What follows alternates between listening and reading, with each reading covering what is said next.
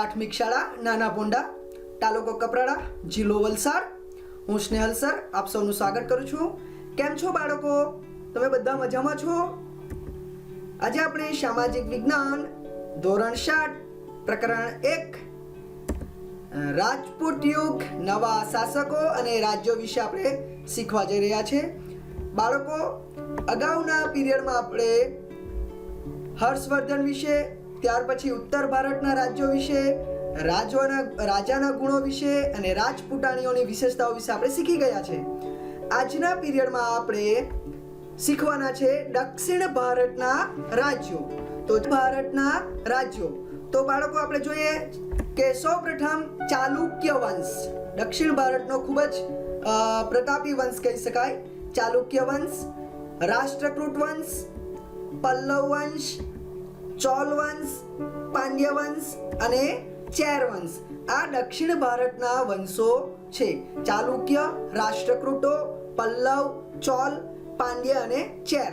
તો આ બધા વંશો વિશે આપણે વિસ્તૃત માહિતી આપણે મેળવીએ. તો સૌપ્રથમ આપણે જોઈએ ચાલુક્ય વંશ. ચાલુક્ય વંશનો પ્રથમ રાજા હતો જયસિંહ. જયસિંહ એ ચાલુક્ય વંશનો પ્રથમ રાજા હતો. હવે ચાલુક્ય વંશમાં પણ વાતાપીના ચાલુક્ય, વેંગીના ચાલુક્ય અને કલ્યાણીના ચાલુક્યો આવા એના વિભાગો હતા. તો વાતાપીના જે ચાલુક્ય હતા એમાં પુલકેશી પહેલો ઈસવીસન 540માં પુલકેશી પહેલો આ વાતાપીના ચાલુક્યનો મહાન રાજા હતો અને એમણે અશ્વમેઘ યજ્ઞ કરાવ્યો હતો. કયો યજ્ઞ? અશ્વમેઘ નામનો યજ્ઞ આ પુલકેશી પહેલાએ કરાવ્યો હતો. અને ત્યાર પછી કીર્તિવર્મા રાજા આવ્યો, ત્યાર પછી મંગલેશ આવ્યો અને ત્યાર પછી પુલકેશી બીજો આવ્યો. આ પુલકેશી બીજો એટલે કે આપણા ઉત્તર ભારતના મહાન પરાક્રમી રાજા હર્ષવર્ધનને હરાવનાર તે આ દક્ષિણનો પુલકેશી બીજો. મંગલેશે પણ ખૂબ જ સુંદર વિષ્ણુ મંદિર બંધાવ્યું હતું. કયું મંદિર?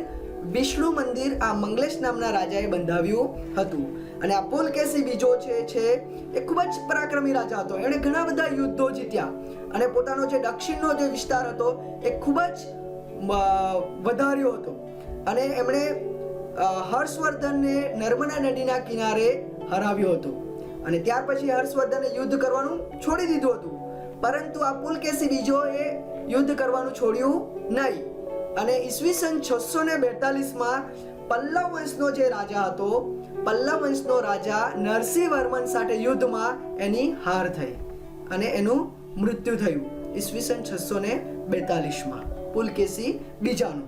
હવે પુલકેશી બીજાએ માત્ર યુદ્ધો જ કર્યા એવું નહીં, પરંતુ એ કલાનો પણ ખૂબ જ શોખીન હતો, કલા પ્રેમી હતો. એટલા માટે જ એણે વાતાપી અને ધારાપુરીમાં ગુફાઓ તૈયાર કરાવી. અને જે આપણા ઇલોરા અજંતાની ગુફાઓ જે છે એ ગુફાઓમાં પણ મહત્વના જે ભીંત ચિત્રો છે એમણે તૈયાર કરાવ્યા હતા. ત્યાર પછી આપણે જોઈએ કે વેંગીના ચાલુક્યો.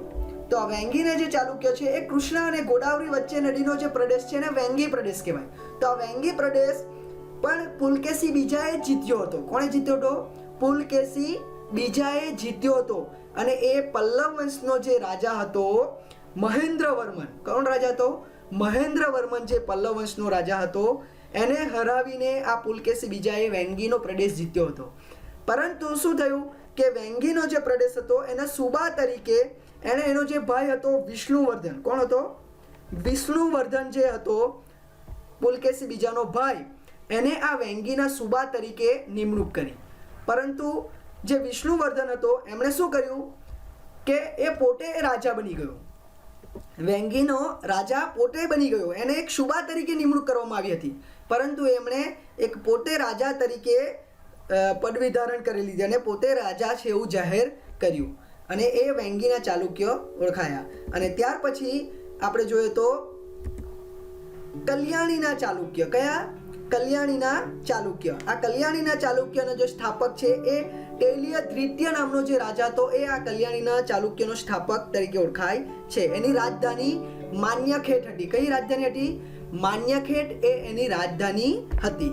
આ આપણે ચાલુક્ય વંશ વિશે જોયું. તો ચાલુક્ય વંશમાં સૌથી પરાક્રમી રાજા હતો પુલકેશી બીજો. હવે આપણે જોઈએ ઓકે. તો પલ્લવ વંશમાં એનો સ્થાપક છે બપ્પાદેવ. કોણ છે એનો સ્થાપક? બપ્પાદેવ એનો સ્થાપક છે. પલ્લવ વંશનો સ્થાપક બપ્પાદેવ છે અને એમની રાજધાની હતી કાંચીપુરમ. આ જે પલ્લવ વંશનું જે રાજ્ય હતું એની રાજધાની કાંચીપુરમ હતી. કઈ હતી? કાંચીપુરમ. અને એની રાજભાષા હતી સંસ્કૃત. પલ્લવ વંશનું જે રાજ્ય હતું એની રાજભાષા સંસ્કૃત સ્વીકારવામાં આવી હતી. અને એમ કહેવાય કે 575 થી 597 સુધી આ પલ્લવ વંશના રાજાઓએ રાજ્ય કર્યું હતું. એમાં મહેન્દ્રવર્મા પ્રથમ, નરસિંહવર્મન પ્રથમ અને નરસિંહવર્મન બીજો આ રાજાઓ થઈ ગયા. મહેન્દ્રવર્મા પ્રથમ એટલે કે જેણે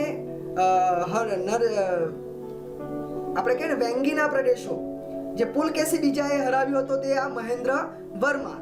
અને ત્યાર પછી જે પુલકેશી બીજાને જેણે હરાવ્યો હતો એ નરસિંહવર્મન. એટલે કે પોતાના પિતાને જે હરાવ્યો હતો એનો બદલો નરસિંહવર્મને લીધો હતો એમ કહી શકાય આપણે.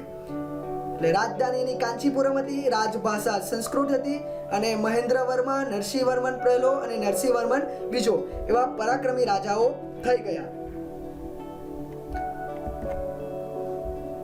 નરસિંહવર્મન એ પુલકેશી બીજાને હરાવ્યો હતો. જે મેં તમને વાત કરી ને કે ઈસવીસન 642 પલ્લવ વંશના રાજા નરસિંહવર્મન સાથે યુદ્ધમાં પુલકેશી બીજાનું મૃત્યુ થયું હતું. અને જ્યારે આ પુલકેશી બીજાને હરાવે છે નરસિંહવર્મન, અને એ વાટાપી કોંડાની ઉપાધિ ધારણ કરે છે. કઈ ઉપાધિ ધારણ કરે છે? વાટાપી કોંડા. વાતાપી કોંડાની ઉપાધિ ધારણ, કારણ કે જે વાતાપીનો રાજા હતો, વાતાપીના ચાલુક્યનો રાજા પુલકેશી બીજાને હરાવે છે એટલા માટે વાટાપી કોંડા ઉપાધિ ધારણ કરે છે. અને દક્ષિણમાં જે ખૂબ જ સુંદર મંદિર છે એ મહાબલીપુરમ રથ મંદિર, એનું નિર્માણ આ નરસિંહવર્મન પ્રથમે કરાવ્યું હતું. અને નરસિંહવર્મન બીજો, આ જે નરસિંહવર્મન બીજો છે એણે કૈલાસ મંદિરનું બાંધકામ કરાવ્યું હતું. કૈલાસ મંદિરનું જે દક્ષિણમાં કૈલાસ મંદિર આવેલું છે એનું બાંધકામ આ નરસિંહવર્મન બીજાએ કરાવ્યું હતું. અને એના સમયમાં જ કવિદંડ, જેણે 10 કુમાર ચરિતમની રચના કરી છે, એ કવિદંડ પણ આ નરસિંહવર્મન બીજાના સમયમાં થઈ ગયો હતો. હવે આપણે જોઈએ આગળ રાષ્ટ્રકૂટ વંશ. તો રાષ્ટ્રકૂટ વંશ ઈસવીસન 752. હવે રાષ્ટ્રકૂટ એટલે શું? રાષ્ટ્રકૂટનો અર્થ શું થાય? તો રાષ્ટ્રકૂટનો અર્થ થાય છે પ્રાંતનો વડો અથવા પ્રાંતનો અધિકારી એવો થાય છે. પ્રાંતનો વડો અથવા પ્રાંતનો અધિકારી એટલે એમ કહી શકાય કે કદાચ કોઈક અધિકારી દ્વારા, પ્રાંતનો અધિકારી દ્વારા આ વંશની સ્થાપના કરવામાં આવી હોઈ શકે. એટલા માટે એનું નામ રાષ્ટ્રકૂટ વંશ એવું રાખવામાં આવ્યું. હવે એનો પ્રથમ રાજા હતો ઇન્દ્ર પ્રથમ. ઇન્દ્ર પ્રથમ એ રાષ્ટ્રકૂટ વંશનો પ્રથમ રાજા હતો અને એમાં શક્તિશાળી રાજા હતો ગોવિંદ ત્રીજો. ગોવિંદ ત્રીજો એ આ રાષ્ટ્રકૂટ વંશનો સૌથી શક્તિશાળી રાજા હતો. મહાન પરાક્રમી રાજા કહી શકાય રાષ્ટ્રકૂટ વંશનો તો ગોવિંદ ત્રીજો. અને નાગભટ્ટ જે બીજો હતો એને હરાવે છે. કોણ? ગોવિંદ ત્રીજો. ત્યાર પછી આપણે જોઈએ ચોલ વંશ. તો ચોલ વંશ જે છે એ ચોલ વંશનો જે રાજધાની છે એ તાંજોર હતી. કઈ હતી? તાંજોર. ચોલ વંશની જે રાજધાની છે એ તાંજોર હતી.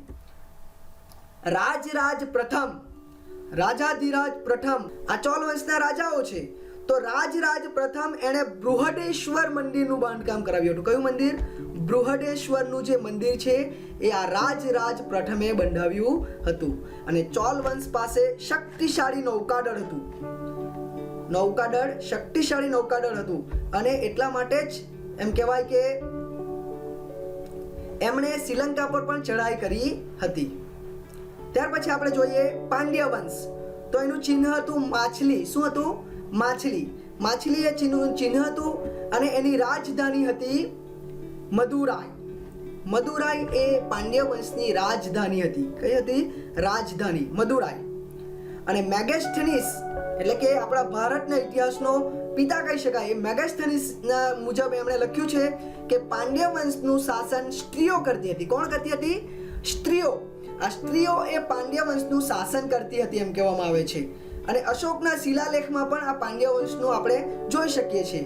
અને વેપારનું મુખ્ય મથક આ પાંડ્ય વંશ હતું. પાંડ્ય વંશના સમયમાં આ વેપારનું મુખ્ય મથક કહી શકાય. અને માછલી એનું ચિહ્ન હતું. ત્યાર પછી આપણે જોઈએ ચેર વંશ. એટલે કે કેરળ, એનું ચિહ્ન હતું ધનુષ. શું હતું? ધનુષ. ધનુષ એ ચેરવંશનું ચિહ્ન હતું. ચેરવંશ એ આજનું કેરળ તરીકે ઓળખાય છે. એની રાજધાની હતી વંજી. શું હતી? રાજધાની હતી વંજી. પ્રથમ શાસક હતો અયન પ્રથમ.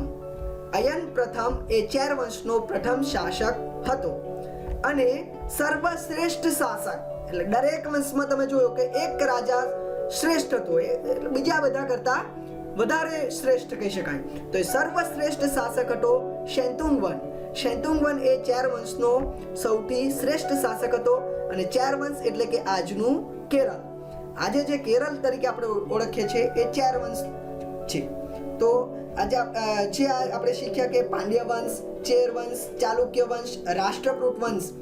ત્યાર પછી આપણે જોવાનું છે કે આ સમયમાં રાજપૂત યુગ શાસન દરમિયાન શાસન વ્યવસ્થા કેવી હતી. તો શાસન વ્યવસ્થા કેવી હતી રાજપૂત યુગ દરમિયાન? તો રાજા પદ જે હતું એ વંશ પરંપરાગત હતું, એટલે કે રાજાનો પુત્ર જ રાજા બને. એ રાજા પદ વંશ પરંપરાગત હતું. રાજાનો પુત્ર જ રાજા બની શકતો હતો, બીજા કોઈ રાજા બની શકતું હતું નહીં. તે સમયે રાજાશાહી હતી. જે અત્યારે આપણે જોઈએ ને બાળકો, તો આપણા દેશમાં અત્યારે કઈ વ્યવસ્થા છે?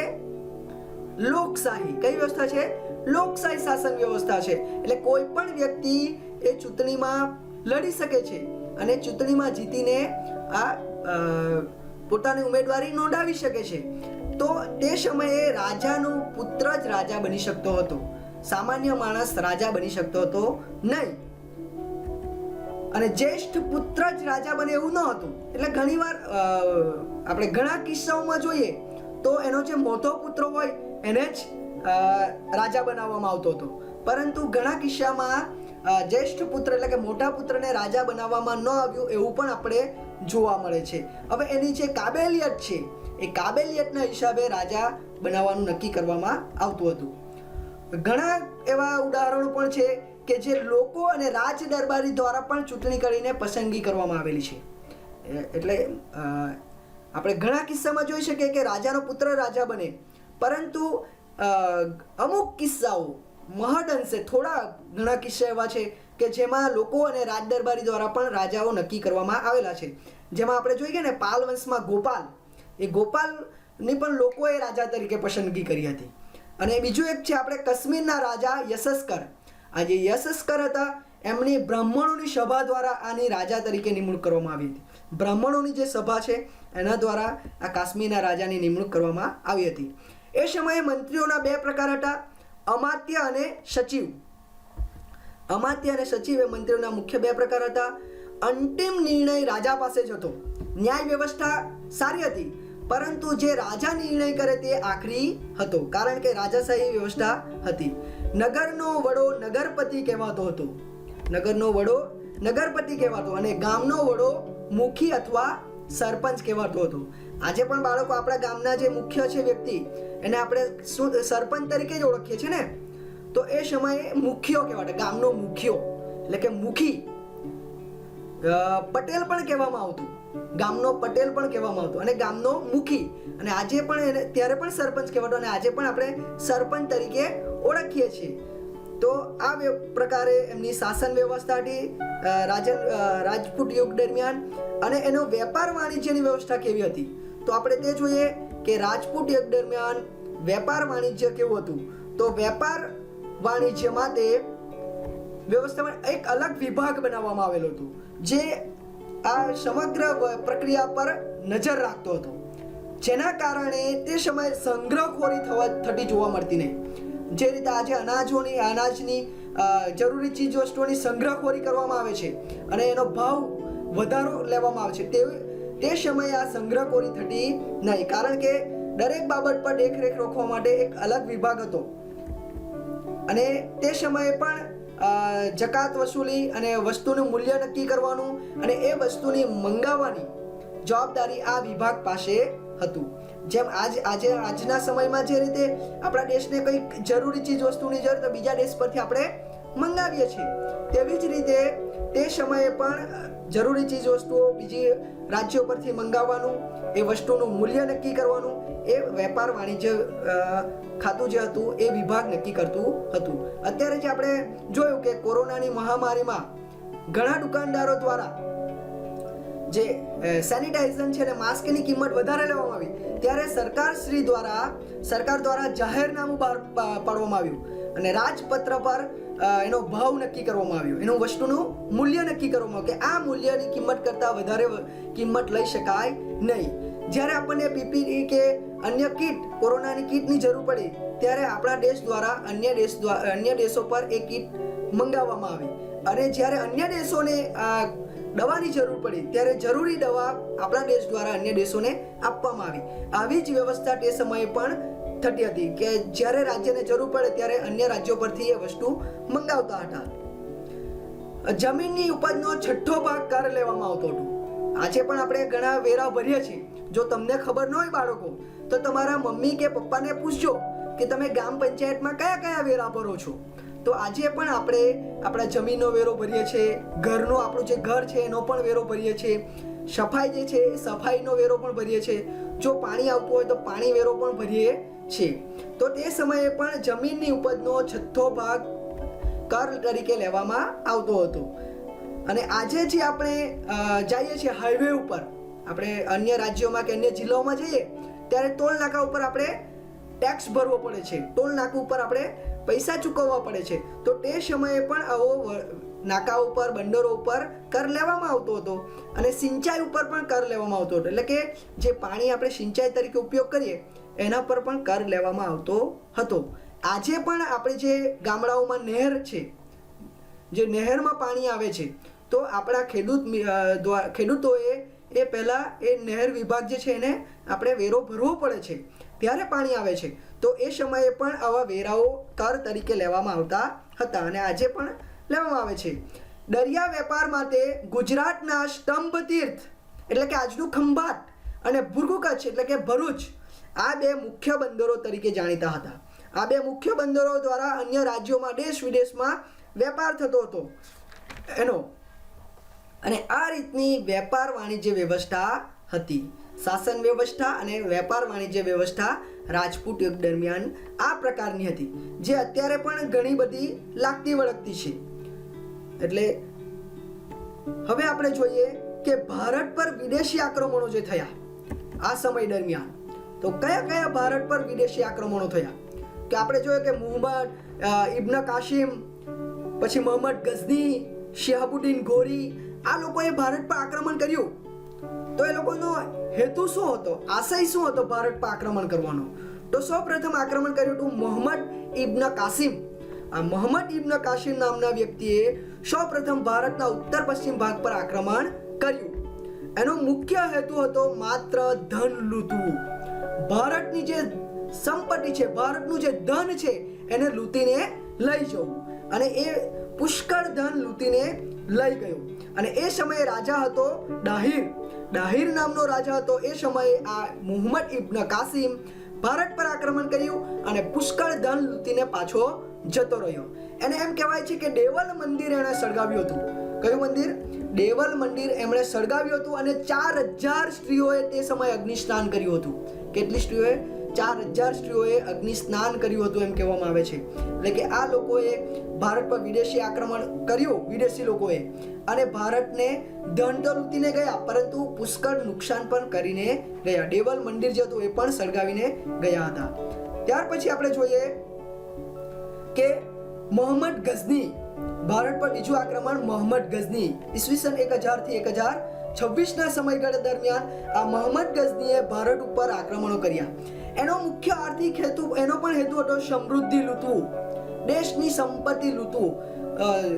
ભારત સોને કી ચિડિયા તરીકે ઓળખાતો, એટલે ભારતમાં પુષ્કળ ધન છે, પુષ્કળ સોનું છે એવું માનતા, અને એ લોકો પુષ્કળ સોનું આપણા દેશમાંથી લૂંટીને લઈ ગયા છે.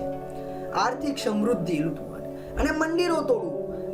મોહમ્મદ ગઝનીએ પણ આપણા ભારતના જે સમૃદ્ધ મંદિરો હતા એને લૂંટી પણ લીધું અને એને તોડવાનું પણ કામ કર્યું હતું. ઘણા મંદિરો એને તોડ્યા હતા. 17 વખત ભારત પર આક્રમણ કર્યું હતું એમ કહેવાય. કેટલી વખત? 17 વખત આ મોહમ્મદ ગઝનીએ આપણા ભારત દેશ પર આક્રમણ કર્યું હતું. 17 વખત.